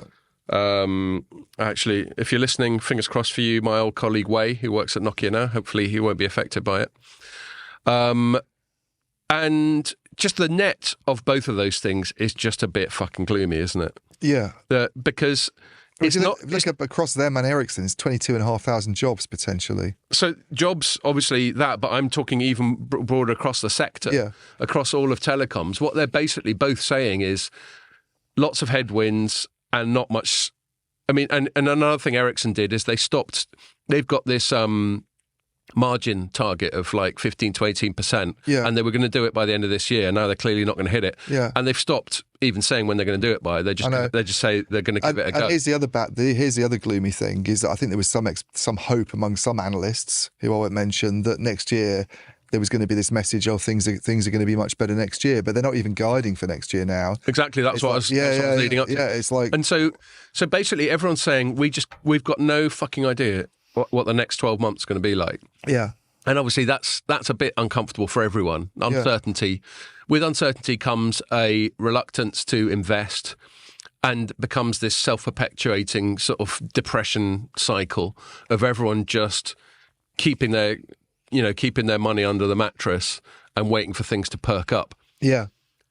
So, yeah, I mean, I don't want to be too gloomy, but, in some ways, it's hard not to be when you consider like the broader like geopolitical stuff, and we'll come on to that in a minute as our final thing, just in terms of how it affects us. But obviously we've got Ukraine, we've got all the horridness going on in the Middle East, which you never know how that's going to expand beyond what's immediately happening right now. It's obviously an incredibly volatile and sensitive part of the world. I was listening to the Telegraph podcast on the way down. They're just talking about things like oil price. Last time there was really major aggro in that part of the world, Saudi Arabia just stopped producing oil just to learn everyone. Yeah, and oil went up like 300% or something. So there's so many uncertainties, and there's still high inflation, which comes from. A lot of it just comes from the lockdown. We've still got the reverberations of the pandemic. And there's just a lot of weird stuff going on. I think the more worrying thing for the vendors is not any of that. Right. I think they've got a real potential like existential problem on their hands. It's to do with this industry not doing, forget about all of the interest rate problems and inflation and oil prices going up. Yeah, the macro stuff. We can always get through those sorts of things, and it happens. It happens. Yeah. The issue is this, and this is where I applaud Ericsson in a way that maybe Nokia is a little bit behind the curve. They are, by the way, trying some new stuff. Network, but Ericsson, Ecom said we need to be a different company in a few years' time. Yeah. In fact, that maybe would have been a better headline to go with, I think, than the one I picked, because a company that sells equipment saying we need to move to be a platform player in a few years' time, it's almost like a recognition we're not going to be able to make money out of just flogging equipment. I mean, our legacy total available market is shrinking. I mean, he wouldn't quite say that, because their rationale is still that if you improve the lot of the telcos, their money will filter down and they'll buy equipment. But if you talk to the telcos, this is the thing about when we start to get into the area of 6G here and stuff. And Howard Watson said this on the record from BT, so I can happily quote him on it. But when I asked him at NWC, do you envisage a huge overhaul of the kind that happened with 5G happening with 6G, he was like, no way, we're not doing that again. And then the NGMN came out with a paper a couple of weeks ago, which I wrote a story on that got quite a lot of traction, and I got people writing to me about it, where they were basically saying they don't really want a 6G to be this big thing like 5G was. They just want it to be almost like filling in the gaps, or little, software upgradable and not having to overhaul all the stuff. And that's quite bad news for companies that have made their money from selling boxes in the past. It's like... And here we are, Q4 2023, and it looks like the CapEx, whatever CapEx was coming from 5G has dried up. Yeah. Q3, you mean? Q3. Yeah, but we're now in Q4. Q4 now. But yeah, you're right. We're reflecting on Q3. And so this is 2023. Where's the money in 24, 25, 26, 27? Yeah. It's tough. And I agree with you. That's why Ericsson probably is strategically wise to roll the dice. But again, with things like that write down, and what's Nokia got right now? Just slimming down, just getting rid of people. Yeah. Well, the weird thing about Nokia is this APIs thing. I did want to mention this, but they have something called Network as Code. Mm-hmm. It's a platform, and it's basically the same as Ericsson's Vision. And they say they have 4 customers. I think they announced Dish as one, Right. in the same way that Ericsson's unveiled Deutsche Telekom. And if you ask the CEO, because I did on a previous call, not this one round, what do you think about APIs? Ericsson's getting into that. Are you going to go off and buy a big company to do the same thing? He's like, we're in that game as well. We're doing it. We're working on it. Well, they are clearly. They've got these 4 customers, so they say. They didn't need to go and. They did this without spending 6.6 billion on Vonage, and without taking an impairment charge of 3 billion. And it really, that to me, almost raises as many questions about the Ericsson takeover of Vonage as all the issues that Vonage is having. Good point. Is the fact that your big competitor says it's doing the same thing and it's set up this platform, but it didn't have to it's done it from scratch. Loads of cash. And here's the other. I mean, Ericsson's taking it maybe more seriously, and maybe they are ahead. I don't know, but why is he saying revenues this year are only going to be tens of millions of kroner and they're not going to be meaningful till 2025? When the analyst that you cite, whenever you come out with numbers about network APIs, says next year the market revenues are going to be 3 billion, and you say you're the number one in the market in this, you're ahead of the curve.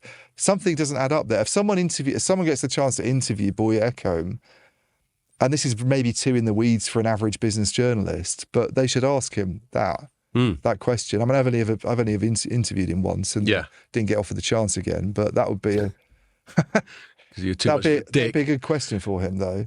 Okay, I'm going to move it on to our last one, but I'm going to ask you to either fill or for Pierre to edit this out, because I've got to have a little visit. Oh, I'll do that as well then. All right. So you're editing this out then, Pierre. Okay. Yeah. And we're back in the room. So yeah, well, we'll finish off on that one, and we'll do the last segment. We'll keep it relatively short and sweet as we're running out of time. It's a sort of semi Scott Bacino ranty bugbear type of thing.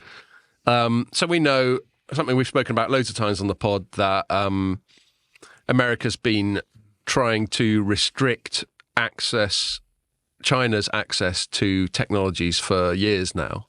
And the initial stated reason was security.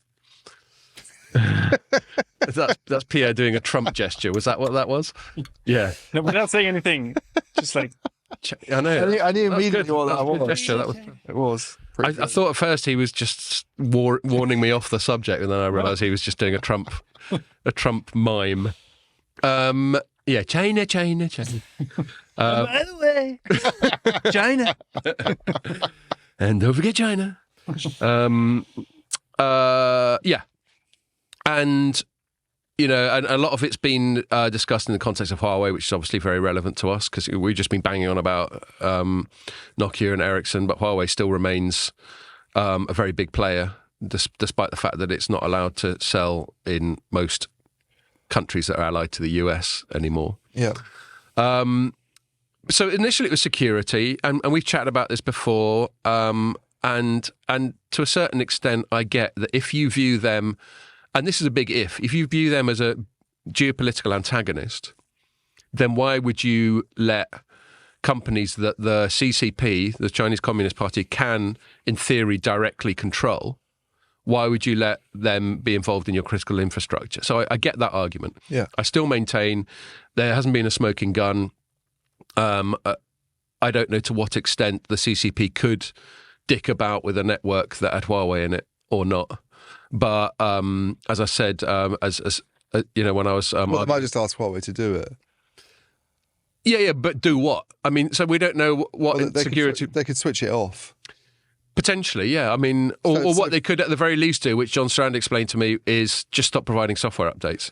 They can stop providing software, but from the guys that I've talked to on the security side, there's a guy called Carsten Knoll who's like a German security expert, and he was like, they could sort of bring it down. They could stop it from working. So fair enough. Then you could probably get it back up again and running, but it might have there might be some issues, I guess, because you can get certain features. I don't know, but it still feels a little bit, and this comes into the central theme of this segment I want to talk about. It still feels a little bit twitchy, in so much as Do you know why he wasn't worried about it, by the way? Oh, right, go on. This guy. Because he said if that happens, we're in a world war situation anyway. Why would they do that unless we were actually going to go to war with China? Well, yeah, That was his reason. This is kind of what I'm leading up to. Interesting. It's kind of what I'm leading up to. And again, in the context of all the fucked up stuff that's going on around the world right now, I just sometimes feel like we, and especially the US, just goes picking fights. Yeah. Now, maybe I'm just being naive. Maybe they're just getting ahead of it. And, and I'm going to come to some substantial stuff that has been spoken about this week to do with China that may well be completely valid. And I guess I'm just being a little bit hippy-dippy, and why can't people just get on and stop fucking with each other? Yeah. But the US seems to do that. And anyway, so we've got that going on. And then the first bit of news that's relevant to this segment was a new lot of sanctions that they've come out with.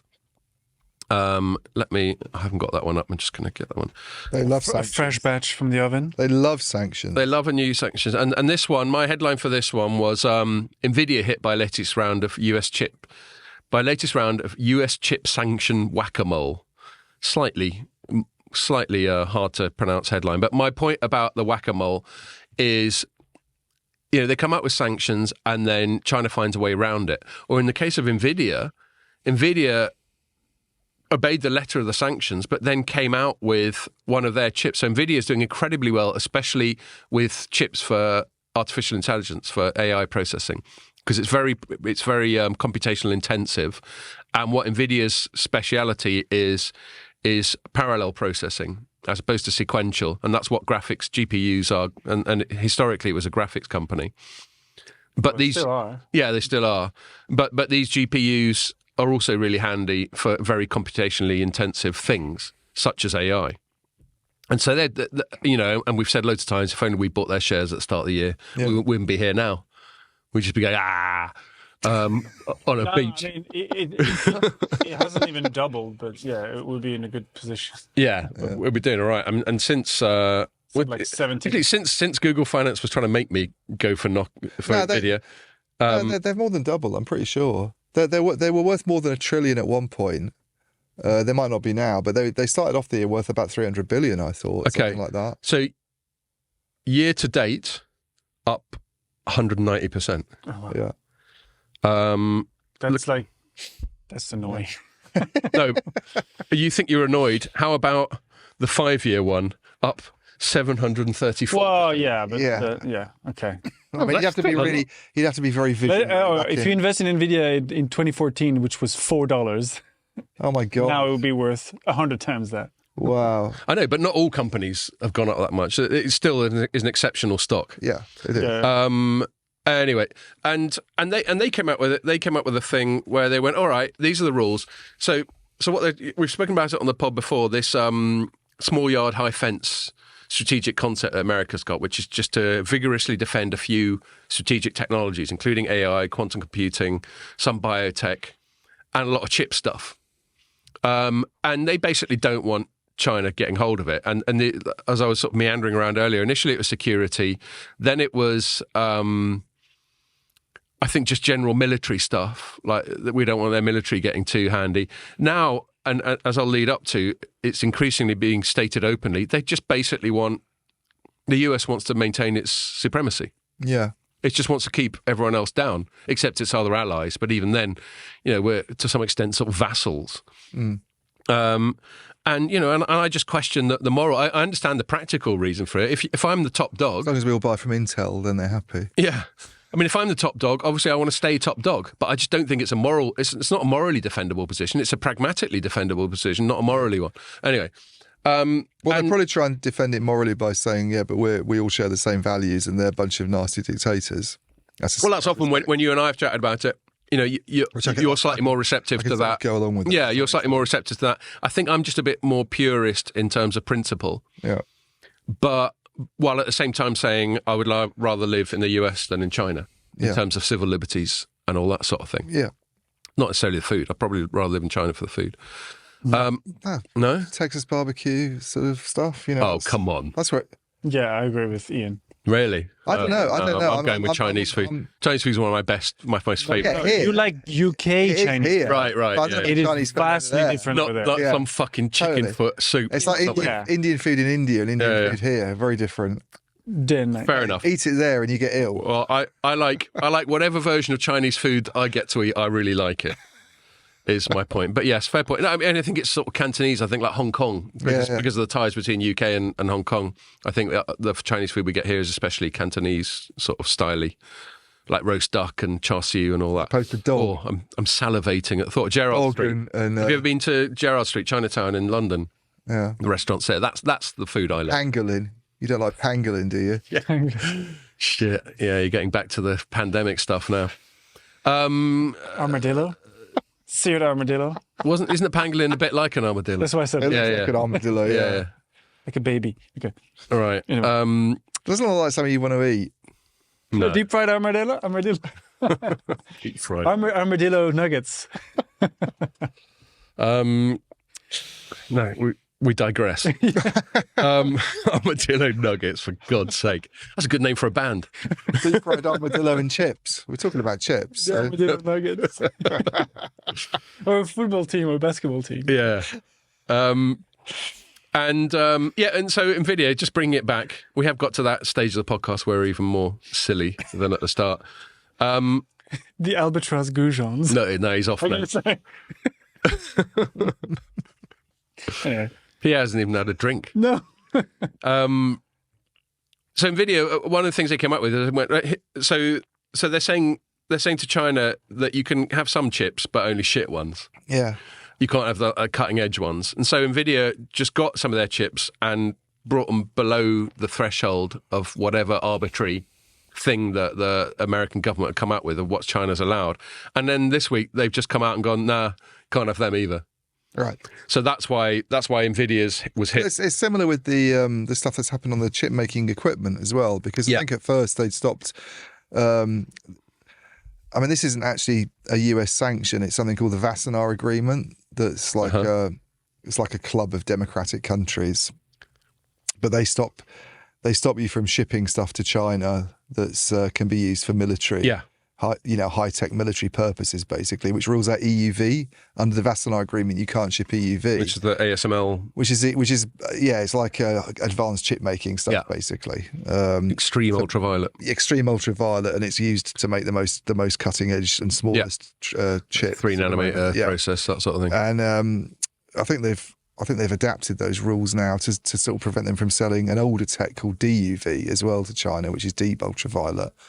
So they can't do that anymore now either. Yeah. So it's almost like they just keep lowering the bar. And that's why I talk about whack-a-mole, because and then they find a way around it. Like a few weeks ago on the pod, we will have spoken about Huawei launching this phone that apparently had a 7 nanometer Although I'm chip not sure in it. they have found a way around it. No, and that all felt a little bit propagandary. I think that's all. Yeah. Yeah, it felt a bit propagandary. Yeah. But I think they will find a way around it in the long run. That's the issue, I think. Is this idea that China can't possibly catch up? We're too good in semiconductors. And I know some analysts think this. They think that the ability for China to have its own EUV company like ASML is like, that's like, they'll never be able to do it. And it's like, come on, it's a country of 1.4 billion people with very smart people. At some point, they're going to be able to do it. And what was China 50 years ago compared to now? Exactly. Wouldn't it be like you said, wouldn't it be like a better strategy for the US to just like smile at China and be like, no, have those. Those are the best. Like, those are the best chips. You have them, and then pretend like lead them on rather than now they know what they're up against. And like you said, they need to. Yeah, I think you're not giving China enough credit. Yeah, they're going to might realise they bullshit like that. Yeah. And they're not going to go, cheers. Is that the best one? Oh, yeah, totally, mate. Yeah. All my mates have got this. Yeah. Don't just come out of the paddy fields, not knowing what chips are. This is not the recycled stuff. Yeah, I mean, have you seen some of the cities in China, the skyscrapers and stuff? They're right up there in all sorts of stuff. Anyway, so so that was the first thing. They come up with a new round of sanctions, and there was a couple of points I made in that story. There was one little snarky one. There was a quote from Tom Geezer, Assistant Secretary of Commerce for Export Administration. No, it's a woman, I think. Thea? I don't know. Thea, is that a bloke's name or a woman's name? Anyway, What's the full name? Thea Rosman Kendler. I don't know the name. Okay. I think they had a middle initial. Is she BIS? Yanks love having middle initials. No, she's it's probably part of it. Assistant Secretary of Commerce for Export Administration. Yeah, you're right. Actually, this quote, it says the BIS will continue. Blah blah blah blah. So you're right. It says BIS. Anyway, the second paragraph of the quote that I extracted from this Thea is by imposing. This is quote. She'd be Theo if it was a bloke. Yeah, so maybe it is a woman. So Giza, I'll just use Giza in a sort of asexual Her way. name's much more important, obviously, than the topic of the story. I know. Why are we obsessing about Thea? And is it short for something? And if so, what? I need to know. Alethea? No. Yeah. Thea. Dorothea? Yeah. Anyway. What's Theo short for? Theodore. Theodore, yeah. Theodora. So it would be Theo as well. Anyway, moving on. Yes. Thanks, Pete. Let's close this. Unless you've got another armadillo nugget tangent to go. Dream about Armadillo nuggets. Nice.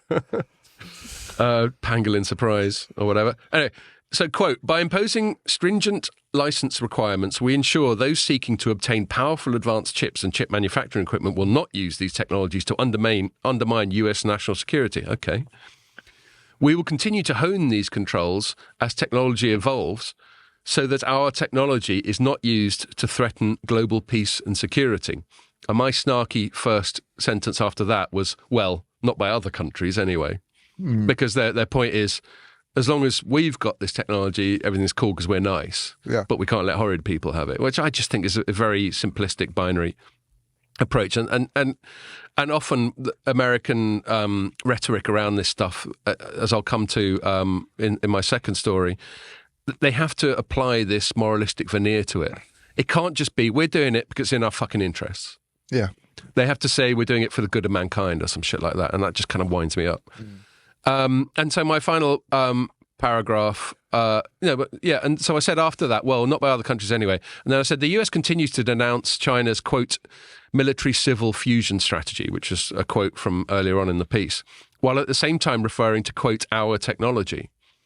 And the point I'm making there is that they're saying that China's bad because they've got this fusion of the state and the private sector and the military. But at the same time, they're referring to our technology, whereas our technology, it's actually technology owned by NVIDIA or Intel or whoever, or Applied Materials. Yeah. So what do you mean our technology? What they're basically saying is it's American technology. So they're talking about a fusion between the private sector and the state, is my point. Totally. So I think there's a double standard there. And then I concluded by saying the attitude in the US government seems to be that if US companies suffer as a result of its desire to put the Chinese technological genie back in the bottle, then that's just tough. Seems to be what they're saying. So people like NVIDIA might suffer. They might not be able to flog stuff to China. And they're like, well, too bad. Because this geopolitical strategy trumps whatever your needs are. Again, we've got this fusion of state and private. And I said, in fact, these latest restrictions seem designed in part to confound efforts by companies like NVIDIA to adapt to the last lot.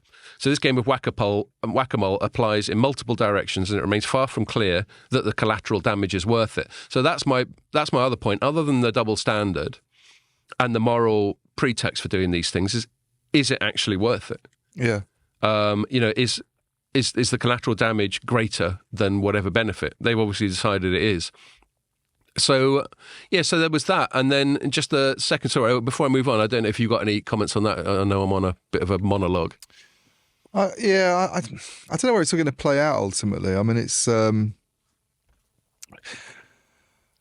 is kind of worrying in a way. I suppose from an industry perspective, the thing that concerns people like Ericsson and Nokia and the guys that are in the telecom sector who are affected by all this stuff is this sort of risk of it going back to a world of, fragmented systems, basically. Yeah. You don't have we got to the point at last with 5G of it being a single standard for the whole world, and it's the underlying technology is the same, and that wasn't the case certainly going back to the 3G days. You had China pursuing its own But thing. even with 4G, we had like WiMAX for a bit and all that. You did, that's true, yeah. And and 2G, I remember like you used to have multi-mode phones going to countries if you were traveling in those days for work. With just endless acronyms. Yeah, and TDS, CDMA, and all so that's one concern, and then you've got this issue about whether this push that you've been talking about extends into the kind of standards area itself. I mean, that would be really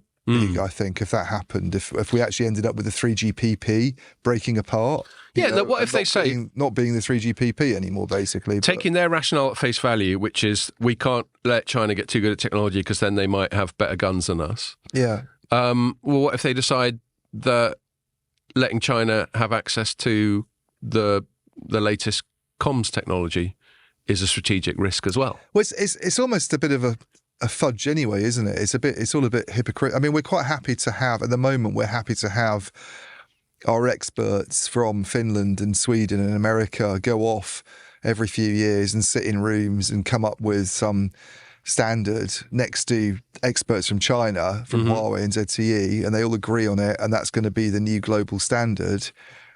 In a way, I find that it's quite bizarre that they're happy for that to carry on, that system to be maintained, but they're going after the chip sector in this way. There's an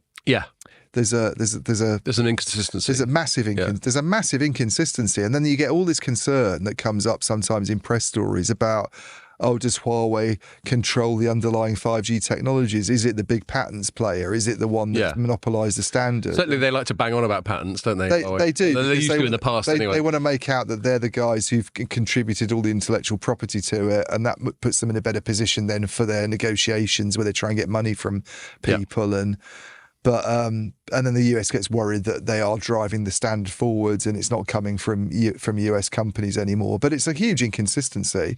Clearly, you can't have this going on where we're happy for that to go on. So, I mean, that's one observation, I think. Yeah, no, I agree. And actually, you didn't know you were doing it, but it kind of tees up my next story really well, which was one from 2 days ago, and my headline was Five Eyes Alliance warns of, quote, unprecedented threat, close quote, from China. And so we had the Five Eyes Alliance is sort of Anglophone countries, so US, UK, Canada, Australia, New Zealand. Who gives a shit about New Zealand? Bless them. Well, it's like having Wales. It's like calling out Wales, isn't it? Look, any Kiwi listeners, I apologise for Ian, and I don't support his view of your country, especially as you're probably about to dick on someone in the World Cup rugby. Certainly England, I can't see anything other than the stomping from South Africa in the semi-finals. How did they get past Ireland?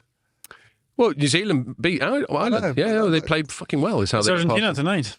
Yeah, and now they're playing Argentina. No one. He's got into it because he's realised France is quite good at it. No, except France got knocked out by South Africa, didn't they? So I didn't even realise that. Yeah. The sport means nothing to me anymore. So the two teams that could have dead to you. The two teams that everybody was talking about being in the final against each other are out. I commented to my friends on the chat group where we talk about sport. It's a good thing I'm not a betting man because I would have put the house.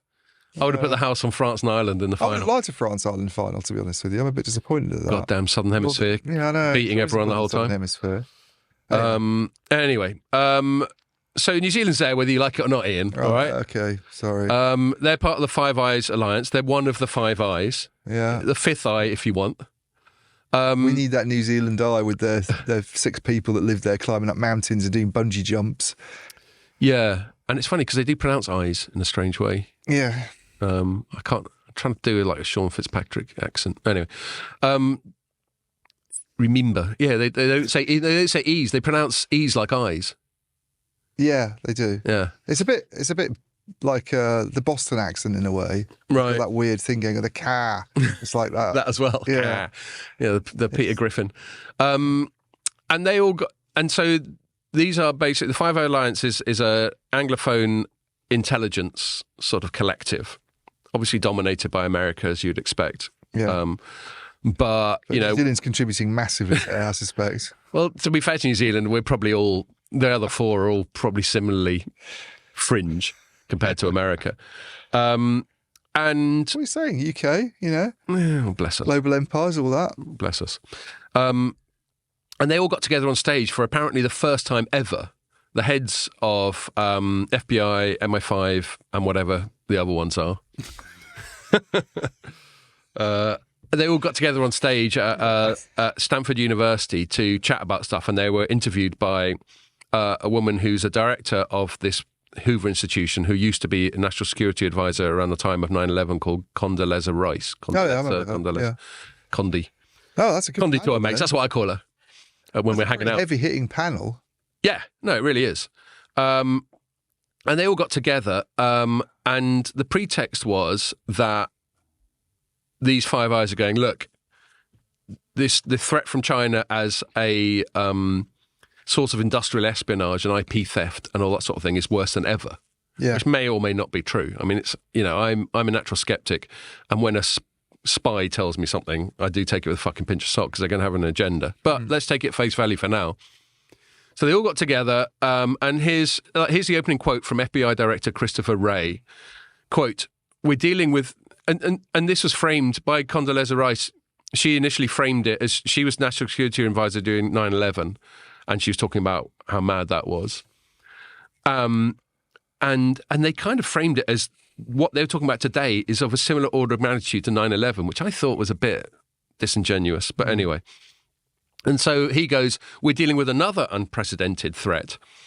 And there is no greater threat to innovation than the Chinese government." Seems like a strange analogy to draw to me.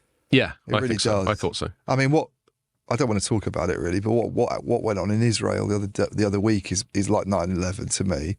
Not China's. Not industrial espionage. Yeah, totally, I agree. It's a totally different thing. I'm with you. Anyway, that's how they decided to frame it. And, you know, often you get this problem with public communications, especially from governments, where they'll overplay their hand. And you'll go, look, you didn't have to just make out like this is fucking Star Wars. Yeah. Like this is the Emperor or Darth Vader or whatever. Anyway, and he goes, "And it is a measure of how seriously the five of us and our services take that threat that we have chosen to come together to try and highlight that, raise awareness, raise resilience, and work closely with the private sector again, to try and build better protections for innovation, especially in a place like Northern California," which I thought was hilarious. He went that. And the other four all going, "Oh, right." And then he goes, "Oh, yeah, but also the other places as well." So he's referring to San Francisco primarily by that, I imagine. And then what I thought was really interesting, it also coincided with an announcement by MI5. And so the MI5 lad is called Ken McCallum. He's the Director General of MI5. He was there. And what I thought was really interesting about what he said is I described it as him saying the quiet part out loud. So I'll give you a couple of quotes and you see if you agree. He goes, "Our job is to look to protect what we see as crucial advantages that our democratic nations enjoy today." He said that. That was his quote. Right. And I don't think that was even me taking it from the thing. I think it was in a press release. And then he goes, you know, "Across all five of our countries, we're seeing a sharp rise in aggressive attempts by other states, i.e. China primarily, to steal competitive advantage." And that's obviously bad. If they're industrial espionage, IP theft is bad and should be countered. "This contest is particularly acute on emerging technologies." And then he concludes, "States which lead the way in areas like artificial intelligence, quantum computing, and synthetic biology will have the power to shape all our futures." And so my concluding paragraph was like, I said this. So while this is ostensibly about security and counter-espionage, McCallum, which is the MI5 guy, repeatedly said the quiet part out loud, which is that the Five Eyes countries, and it seems their allies, and I linked to an EU announcement recently about clamping down on Chinese spying and all that jazz, want to retain what they see as their technological advantage over their main geopolitical rival, China. It's great that they're being so transparent about it, and the desire to do so is perfectly understandable, but hopefully they now won't feel so compelled to sugarcoat such moves with a simplistic, moralizing veneer. And that's my point. I get it as a pragmatic move. Yeah. You know, China, it's got the biggest population in the world, or I think it might have already been overtaken by India. It was right up there. Yeah. And they're more technology advanced than India, and they've got geopolitical ambitions, and then there's Taiwan and chips and all that. I get that there's a pragmatic reason to try and keep them suppressed, but don't try and make out that you're doing it for the good of the world. No, you're doing it because you don't want them catching up with you. Well, yeah, that's true, but they Yeah. might want to make it moral as well. I suppose they probably, again, it's back to the values thing, isn't there? That other there's another thing that's not Five Eyes. It's like India's involved. Yeah, there's all sorts of ones going on. It's democratic countries. AUKUS and as well. Maybe that's it. But yeah, the producer's going like this. He's saying, "Get the fuck Wrap on it with up." Yeah. Well, we are about to. Thank you very much. Yeah. What were you saying, mate? Don't know. Before you so rudely interrupted. So you Lost my were train of talking thought about now. these various sort of geopolitical groupings Yeah, that all seem to be designed to sort of suppress China or contain China I guess, to some degree. yeah, totally. China or Russia or Iran. China's a was the much other one. big- China's a Axis much- of evil. China, Russia, and Iran. Right, all that. Yeah, well, you get. See, that's the kind of rhetoric that kind of winds me up. Is No, I didn't say things like- that. Take that bit. Delete that bit. We can do editing now. So pretend you were going for a slash. So let's wrap it up. I mean, I think it's all really interesting, and it will affect us. I mean, there is obviously a telecoms angle, as you were alluding to earlier. You know, if future standards end up getting split or all that sort of thing, and I do get if what these Five Eyes people say that China's more rapacious than ever when it comes to industrial espionage, then that's got to be dealt with. Yeah. And it's out of order. And I've heard lots of anecdotal confirmation that China does like to get up to that sort of thing. yeah, So I'm not saying they're innocent. I just think sometimes the way we go about it and the rhetoric that accompanies it just winds me up, really. I think that's it. yeah. Cool. All right. Happy now, Pierre? We're going to knock it on the head. So, yeah. So that was that. The next one will be recorded from Paris. Aha. And Didn't hopefully, mention he's going to be on it. well, hopefully, as I alluded to earlier, so we were talking about some of our friends from CC Group at the start. I think the plan, I haven't actually checked in with them even last night when I met them, but the plan was that we have Anais and Chloe on the pod next week. So hopefully, if you hear this, Anais and Chloe, you can tell me if that's still the plan. So, yeah, until then, thanks a lot for listening and make sure you join that one.